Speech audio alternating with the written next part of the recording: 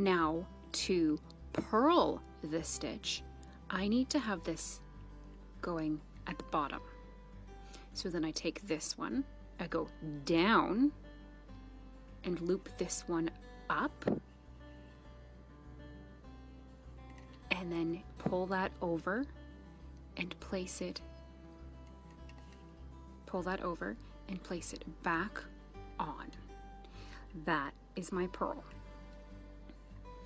Our working yarn goes underneath, and we go down, wrap it around, pull it up, off, and then back over that peg. We're going below, then we go down, up, off, and back on. Purl, this working edge to the bottom,